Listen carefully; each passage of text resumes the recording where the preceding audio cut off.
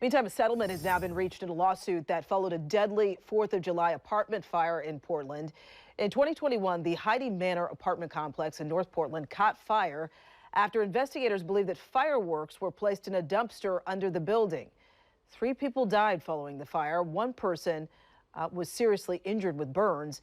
According to court documents in a lawsuit, the family of the victims argued that the fire codes were violated by allowing the dumpster to be placed where it was below the wooden building and without fire escapes or a sprinkler system. Yesterday, defendants of the suit, including the property owners, management company, and the garbage company, agreed to settle the lawsuit with families. In all, they agreed to pay more than $6 million to families of those killed and injured in the fire.